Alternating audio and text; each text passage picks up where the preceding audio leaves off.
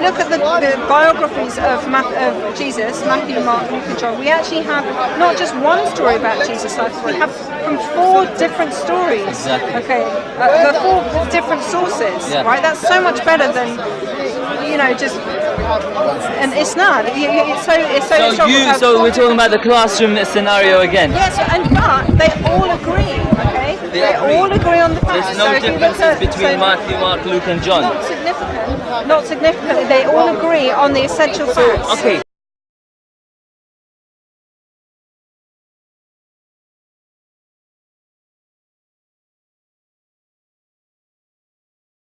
Simply read Mark's account of Jesus' death and then read John's account of Jesus' death and make a list of everything that happens in both and compare your lists. You will find that there are stunning differences. In fact, there are discrepancies. Let me give you just a list of very quick examples. What day did Jesus die on? That's a simple question, and luckily we're told in both Mark and John. In Mark's gospel, we're told that Jesus died the day after the Passover meal was eaten in Jerusalem.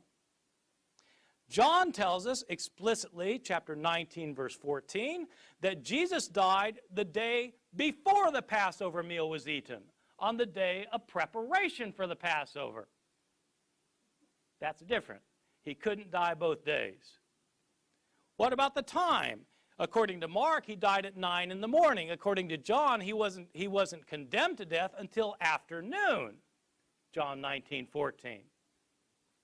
These are accounts that differ from one another.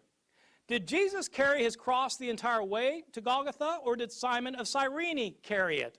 It depends which gospel you read.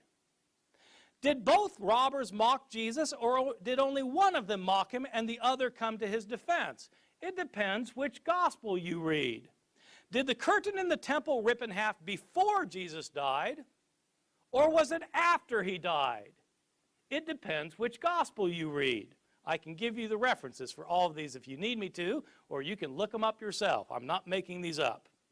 Those are just differences about Jesus' death. What about differences in the accounts of his resurrection? Well, who went to the tomb on the 3rd day?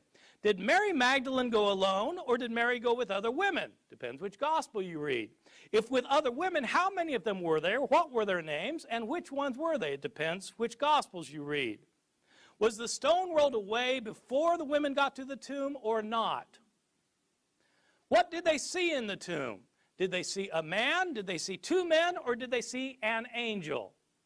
Depends which gospel you read. What were they told to tell the disciples? Were the disciples supposed to stay in Jerusalem to see Jesus, or were they supposed to go to Galilee? Depends which gospel you read.